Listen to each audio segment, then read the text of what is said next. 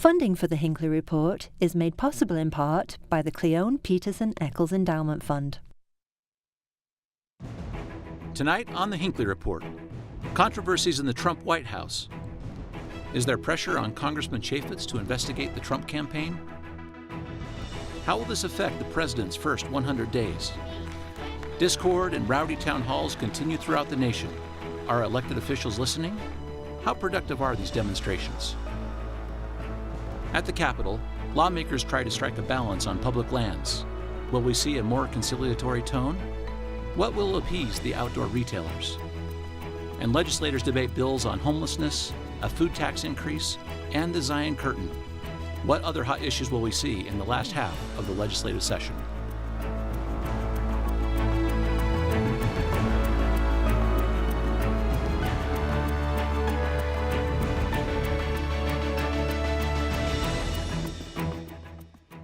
Good evening, and welcome to the Hinckley Report. I'm Jason Perry, Director of the Hinckley Institute of Politics. Covering the week, we have Max Roth, reporter with Fox 13 News, KRISTEN Cox, Director of the Governor's Office of Management and Budget, and Steve URQUHART, former state senator. We're so glad to have you all with us today. Let's talk about an issue that has been really flaring up even overnight. The outdoor retailers have said they're leaving the state of Utah. The governor met with them yesterday. Elected officials have weighed in. And let's start with you, Senator. I guess the question from the start here is, did we just play a game of chicken and lose, or was the fix in on this from the very beginning? Yeah, I mean, OR has been threatening to leave for at least a decade over various political policies. And you know, think about what's going. You always hate to lose a big business, but think about what's going on. The majority of the people in this state are opposed to the way the monuments came down. These are two very large monuments. The people want to have a say in that. And OR's position basically is shut up. That we shouldn't talk about it, we shouldn't pass a resolution, we shouldn't try to trim them, we shouldn't go after the Antiquities Act in any way. You know, fortunately, that's not the way the state of Utah works. We're gonna miss them. We're gonna miss the money they bring in, but government typically doesn't allow itself to be leveraged by a business like this. And that's what you see this was. This was leverage only. Well, of course it was. I mean, one of the more vulgar displays that I've seen. I mean, I think that, you know, they wanted to leave. They wanted to leave for a while, and I think it's good politics for them. They'll probably get some good incentives in some other state, and we'll miss them, but we'll fill in the hole. Absolutely. You know, you mentioned one of the more vulgar displays. I'm a reporter who likes to look at campaign finance.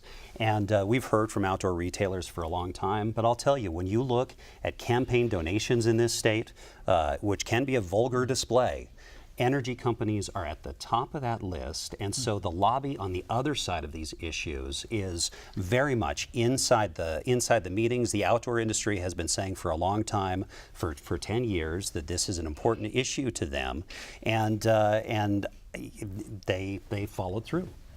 Yeah, I just want to emphasize, I think, to reinforce what he said, the governor had reached out to this group for a long time, and they just wouldn't show up to the table. And he's been negotiating in good faith to make a deal a win-win for everyone. But at the same time, he's been strong, and I think other legislative leadership's been strong as well, saying we cannot have the entire state policy dictated by one industry. Can you imagine if the oil and gas industry wrote a letter saying we want this or we're leaving? It's bad form, and it's not about, this should be about being a good community player, and I don't feel like they have been. Well, I mean, the oil and gas industry, I think, feels like, I think they do want more, but they tend to get more than the outdoor industry. And well, I would disagree. When we look at the economics of this issue, which I know we'll talk about, the state's was giving money to them through subsidies to help them stay here. They were getting benefit to this. So I don't think that's a fair statement. Let's talk about the public lands issue itself, because this looked like something, it was sort of maybe economic development, but it was the states' rights issue versus public lands. And these are all of our lands, right, in the state of Utah, and that's why they are. Why is it that in this particular case it looked like a states' rights issue became something that is the opposite side of the environment or the use of public lands? Public lands, they're supposed to be managed for multiple use. So that's not just the recreation industry that OR lobbies for. That does include some mining, some harvesting of timber. It includes a variety of things. And so when you move it to monument designation, it really tends to move towards sole use, which is just recreation. So I think what the state is fighting for is to say, look, there are a lot of folks who like these lands, who actually make money off these lands. Let's just have a balanced approach to this rather than, we have a lot of national parks, we have a lot of places in the state that are single use. So let the things that are multiple use, let's maybe leave them as such. Absolutely. So respond to the comment from our Lieutenant Governor Spencer Cox, and he said that Republicans have not done a great job of explaining the importance of public lands, and maybe that was an element of this as well. I will say that there's some truth to that. Sometimes the rhetoric up on the Hill is all about the states' rights issue and not enough about protecting and managing our resources. And the governor speaks to that often, and I know that behind scenes people are talking about that because we are committed to it. I mean, you look at Utah, 2/3 of our land mass is in public lands as compared to Colorado, which is 1/3, 36%.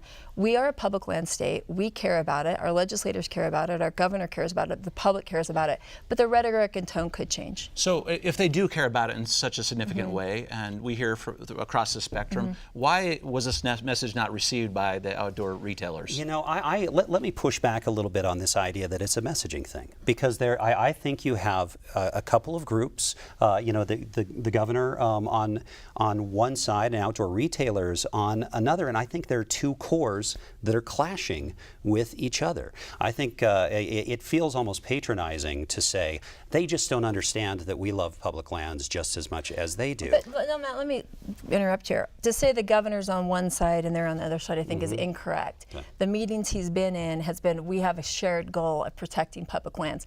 But his approach has been, we don't want to just protect, we want to improve the environment. For example, with the Native Americans, the monument gives them advisory capacity, which is a feel-good token gesture. He wants them to have true co-management in the management of their lands and improve their authority over those lands. So I would say that the goal of protecting the lands is the same. To say they're that much apart, I don't think that's a correct characterization. Let's talk numbers. I mean, a lot of the groups that are out there saying that we're not taking care of the public lands, they think that every other acre in this state qualifies for wilderness. We have 20 million acres managed by the BLM. They're lobbying to have 10 million of those designated as wilderness, meaning that they're uniquely pristine. So obviously we're doing a very good job of taking care of our public lands. Well, you know, I was just going to say to what you were saying, Kristen, about where the governor is. There is, I think, a sense with this particular monument designation that essentially what the president did, President Obama at the time did, is he took the map drawn in the PLI. This 1.35 million acres, you place it on top of the map of the 1.31 million acres that the PLI had also designated to protect. It's the same thing, but the PLI was not going through. We had ended the congressional session, and the PLI had failed. There are, when you look at apples to apples, aren't the same. The Obama took the idea of 1.3, but the specifics aren't there. And that's what the governor said, let's have a discussion, trade out where we need to make some changes. Matt, you'd be able to do in that land. Why wasn't the PLI going through? What suddenly changed? The PLI, there's a process in doing this the right way, and it was going to go forward. Trump won the election. That's what upset things, is you didn't have a Hillary. You didn't have a Hillary administration to carry it through. So we needed to sign a document and do it right away. Okay. This is certainly an issue we're going to continue to hear about over the coming weeks, and the fallout we'll see over the coming weeks. But I want to get to other groups that have mobilized a little bit in the state of Utah and around the country. And let's start with Congressman Chaffetz and his town hall. All right, this happened over this last week. A lot has happened since then. Mass numbers of people showed up. Max, you covered this very closely. Tell us the flavor of this town hall and put it in the context of the comment from the Republican Party Chair James Evans when he said, elected officials, you got to stop having these town halls. You know what? In fact, I brought that letter with me because this came out yesterday, a media advisory from the Republican Party. They call the folks at this town hall people who are doing acts of intimidation and violence. Intimidation and violence. They call them an organized mob who has displayed hostile, violent, and deliberately disruptive behavior. And then this letter is riddled with just untruths, that several people were arrested or detained. The police chief says one person was cited. no one was arrested, no one else detained, that it was hijacked and people who were in the congressional district were denied entrance. I live within, I hear the Brighton High School football games from my house. I live close enough, so I know people who were there from my neighborhood, and they and people got in who showed up and went in before it was filled. So why is James Evans saying this? And then you give us an elected official position. Like, would you ever say, I'm not talking to the people? You know, James Evans has two kinds of ideas. He has bad ideas and he has really bad ideas. I mean, this is just, it's off the charts to say that during the recess, congressmen should hide from their constituents. You know, during the Tea Party uprising, they should have stood there and listened to what the citizens had to say. And same thing, Congress right now, our Republican delegation, knowing that there's going to be some upset folks in there, they still need to come and face them. And you know what we should say too, the person who disagrees with this Republican statement is Congressman Jason Chaffetz, who said in response to this, no, that's not right. They weren't violent, they weren't intimidating. Yes, it was rowdy, yes, it got out of hand, but we should still talk to people. He said, let's talk about who was there, because you saw it very closely. Who showed up? There were some boos, there were some cheers. It was all sides of this thing, but who was showing up to this? Yeah, you know, a lot more boos than cheers. It's a protest time, and I think one thing that I would just tell our delegation, or ask them if what they think about it is that Utah went to Trump electorally, but 55% of Utahns voted against the president in the last election. 45% voted for Donald Trump, and so this is not a state where their congressional districts are not filled with people who voted for Donald Trump. Now, there's a sizable group of people who did, but dissatisfaction, when they see it in Utah, it shouldn't be the first reaction to think these aren't Utahns. Because you would say a lot of them were. Oh, yeah, I'm not aware of some who weren't. So let's talk about that group of people, and there are at least 5 groups in the state of Utah that claim to be part of this, what they're calling the resistance, all right? The resistance to the Trump agenda, and they are from all ends of the political spectrum. Chris, let's talk about this first of all. If this group wants to go from sort of the opposition to maybe creating a viable alternative, what do they have to do? How does an advocacy group like this become true legitimate? Legitimate? In my career back in the day, forever ago, I was actually an advocate for people who are blind. I'm blind. And as I've now in this position and the difficult job of actually having to make budget recommendations and how do you split the pie and administer programs and the pressures that are there, I see things differently. And that is to really not just come showing the problem, which is part of the role of advocacy, but also coming up with viable solutions.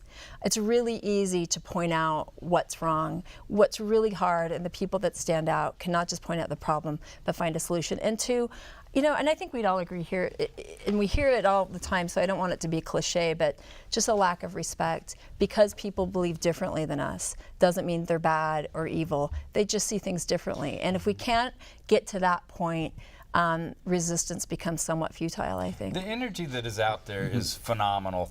And I think it's the job of our leaders to actually move that energy into progress. I mean, people who want to protest, that's their right, even if they don't move beyond the point of just saying, I'm really mad and you're going to hear about it. I look at Jake Andreg, a very, very conservative state senator from a very, very conservative part of the state. Immediately after the women's protest, he opened up a bill file to look at equal pay. Yeah, that was extraordinary. Yeah, it's phenomenal. So that's the job of leaders. If people are upset, they're trying to tell you something. Find out what they're trying to tell you. You absolutely need to listen to them as leaders, but from the opposite role of being in a population who is blind, wanting change, I think there's just more appropriate and effective ways to make absolutely. that happen. To the extent they can refine their message and say, we want these 3 things, I mean, that's ideal. But sometimes the fact that they just show up and tell you they're mad, you have to listen. Because you think about this, Chaffetz has a lot of opportunities to state his message. If he shows up and people want to state a counter message, that's okay. It is okay, and I agree with that. And a lot of the folks, we're seeing the town hall and the angry people there, but the people I talk to are also, they're going to the congressman's office and they're following this indivisible guide that's online, and there's an indivisible group, I think a couple of them here in Utah, and they're going to their congresspeople's office and they're calling the office and they're not shouting, they're just going and saying, hey, this is what I'm concerned about, this is what I want you to do. Use that, the great analysis right there with the Tea Party movement. The rise of 2008, President Obama's elected, we're just coming out of a financial crisis. This is not so dissimilar to what started right there, but they were able to move that resistance or the indivisible language of the time into actually changing Congress. Stephen, KRISTEN, were you too at the 2010 Republican convention when Mike Lee and Tim, I'm forgetting, Bridgewater, pardon me, essentially the Republican Party fired Senator Bob Bennett. Utah was ground zero of this Tea Party protest movement, and so I think it's very similar. Do you think there's a chance for this group, given what they're doing right now, to turn into the Tea Party of the next election cycle? Let's just go back to the Tea Party. Yes, they had some success, but I think it was short-lived. So that's great. They made some immediate changes, but where are they now? They're irrelevant. I'm going to strongly disagree with that. Well, I think they have majority. They have the White House. They have this is Tea Party energy that it broadened and translated to controlling the White House, both houses of Congress, 38 out of 50 states. I think you've got Paul Ryan's of the world as speaker, the more moderates. The Tea Party still have a voice, but the public doesn't. I don't think that term Tea Party resonates with the public that they used to. Maybe some of it's translated to the new generation, but I think sustainable change are those folks that are smart and problem solvers. But it starts with energy. It starts with energy. Sure, it does. If Republicans are not looking at what's going on as something, as a change element, then they're not looking at it correctly. Energy, I would agree with that. In America, energy does translate into ideas. It translates into change. That's fair. I'd agree. Okay, let's just use this kind of same thought process here and get to Congressman Chaffetz for just a moment more. As chairman of the Oversight Committee, he is finding himself in an interesting position, right? So maybe it would be easier for him if Hillary Clinton had won, right? He could have just had investigations all the time, but it's not the case anymore. Max, what is he going to do, and how does he get to this obligation he has as the chairman of oversight when he's being pulled in both sides? Well, what he says he's doing is, I mean, he sent out a letter wanting to look into the ethics of Kellyanne Conway after she pushed for people to buy Ivanka Trump's clothing line after it was kicked out of Nordstrom, and he says he wants to investigate the leaks that are going on right now, or that have gone on, and that revealed what was happening with Mike Flynn, the former National Security Advisor. Now, I have to say, as a reporter, I'm pretty pro-leak, and in this circumstance, I think that what we saw was, and what we know now is, that the president knew for more than 2 weeks that his National Security Advisor had lied to his vice president. Nothing happened until the leak came out in the Washington Post. And so the idea that that's the big problem when we're talking about back channel conversations with an adversarial foreign power when you're not in office yet, I'm just a little flabbergasted that we're seeing the leaks as the big problem. Go ahead, Senator. Congress has to investigate the campaign's links to Russia, the communications going back and forth. The public will push Congress to investigate that, or they will answer for it at the next election. Okay, we're going to have to leave this for just a moment. I want to get into the legislative session because, Chris, the numbers come out this week, I guess. We won't pressure you too much. Okay, except for what are they? Okay, you can answer that well. But let's talk about the budget numbers themselves, how they're coming together, what the economy looks like, and let's use that to jump right into the highest funding priority we see this session, which is public education. I mean, you know, I say this all the time, but Utah we're in a fortunate position.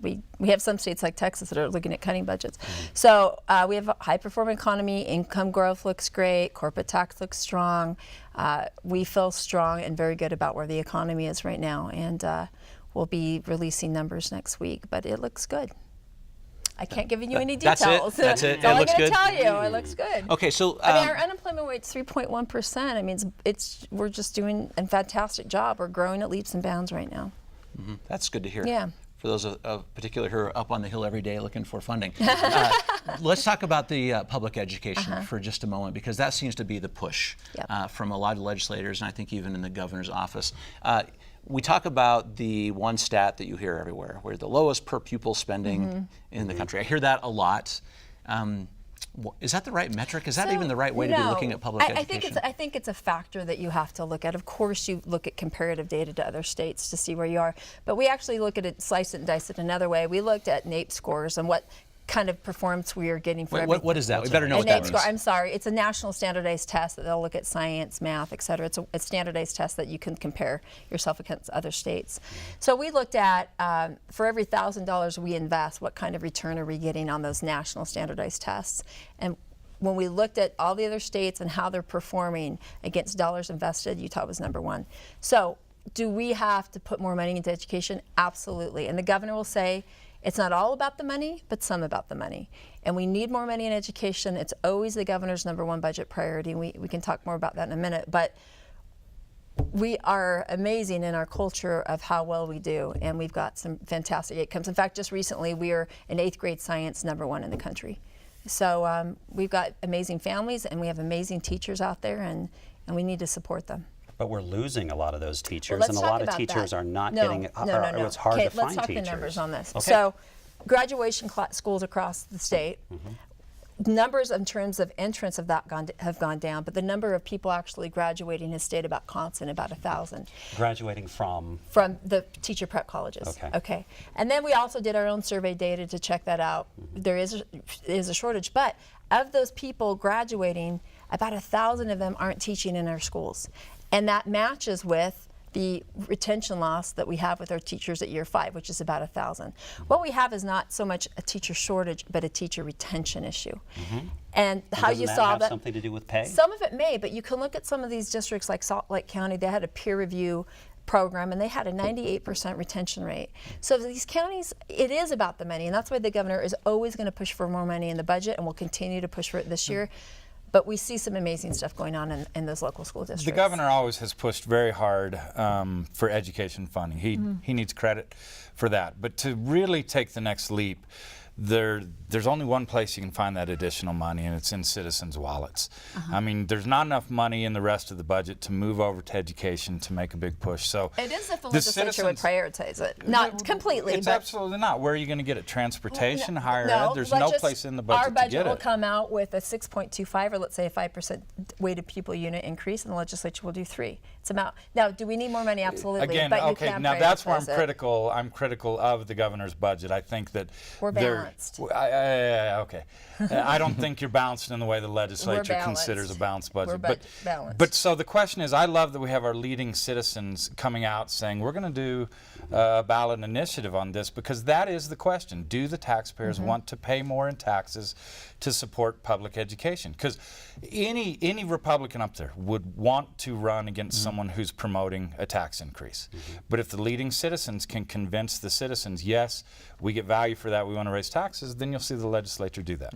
So the initiative you're referring to is the Our Schools Now initiative, and that is a tax increase. That's one thing. Max, maybe you can talk about where Utahns are on that one, and let's talk about the other ways to fund too, like putting the food tax back in place and using that as well. Well, the only polls that I've ever seen where people say they do not want to contribute more tax money if it goes to schools, the only polls I've seen that say they don't want to do that is the actual voting polls, where those are the ones that matter. And those are the ones that matter, and that's the hard thing, because every single poll, the Utah Foundation does fantastic work on this and look at it in terms of priorities, and people want schools to get more money. They say they'll pay more taxes to get the money, but somehow when things come up on the ballot, they tend not to pass. And so I don't know what's going to happen with that, but clearly what we all know is that we're the youngest state in the nation. We have more children per capita than any other state in the nation, and so you can't have that and have lower taxes than other states, or taxes even on a par with other states, and have the same amount of money per child. This takes us back to the outdoor retailers' public lands issues. We have less of our land on the property tax rolls than all other states except Nevada. But just one point on this initiative on the ballot, and we do appreciate the leaders in our community who support education.